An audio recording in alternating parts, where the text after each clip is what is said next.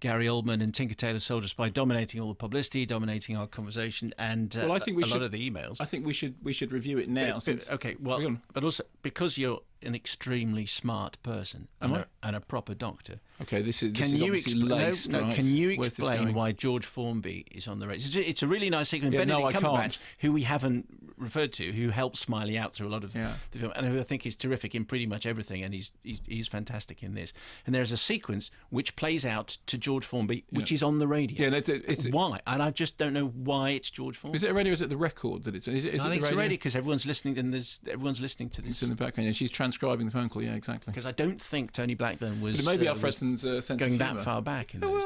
Children's favourites, or it may have been. Yeah. Anyway, if you have a theory, once you've seen it, and let us know next week what your theory is. Why is it George Formby on the radio? Bearing in mind this is 1973. Shall I suggest that because we wanted to get every minute out of Gary Oldman that we had with him, we had a clip lined up that we didn't play. I think we should talk about the film just to the review. So shall we just play the clip now that we didn't? Now that Gary has moved on your show, yes. So here's style appalling, patently a fabrication from beginning to end.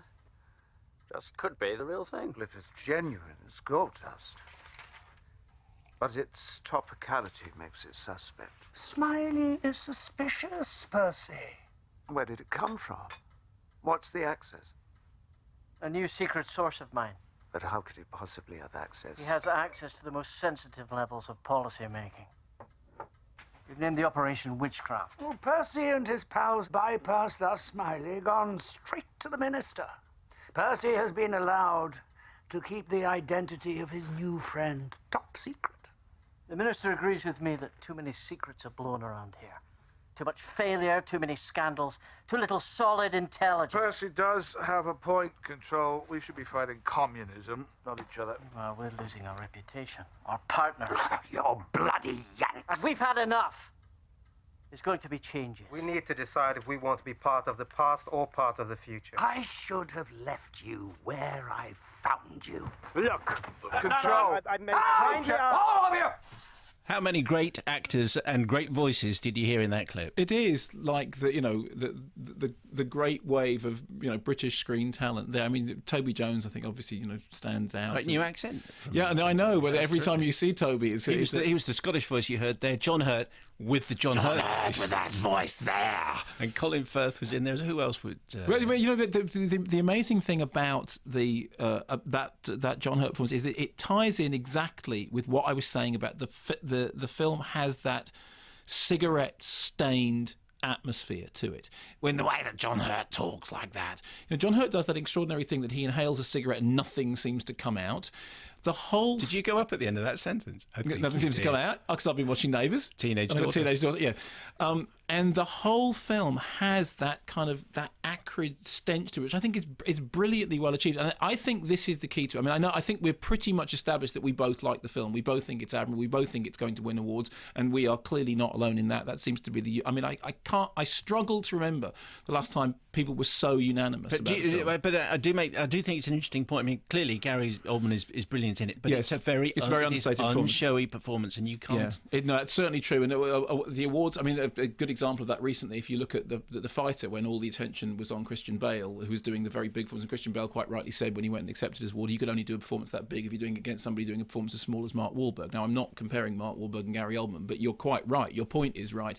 It's not a give me an award performance. I mean, equally, I think Kathy Burke's role in film is, to me, she's a small role, but she's terrific. I mean, she is really, really good. But I think the key to what makes it work is some people will. I mean, I struggle to keep up with the mechanics of the narrative because everybody appears to be potentially suspicious. Everybody appears to be potentially double-crossing. But in the end, it is, and then this makes it sound less exciting than it is.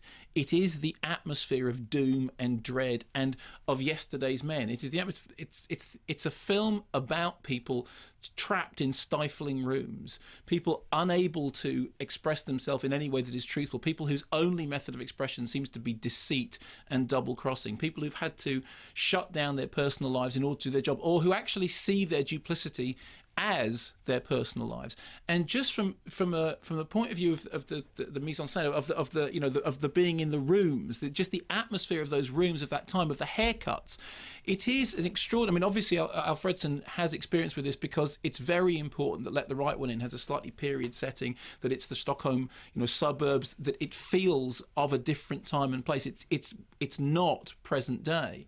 And there is a similar sense with this, that the atmosphere sort of comes up from the bottom. It's like a kind of acrid stench, and then all the characters walk around in this sort of Stygian gloom.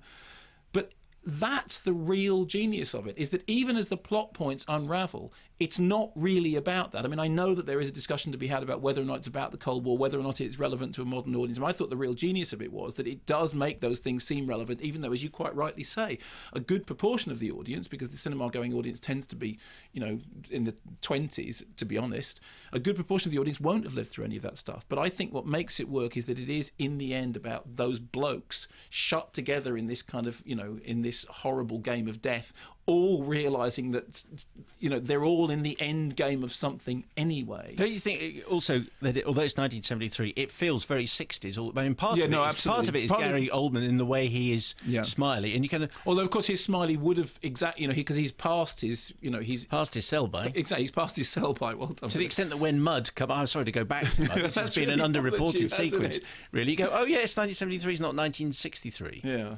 I agree, but I think it has that feeling that in the 70s they're in the dog end of something.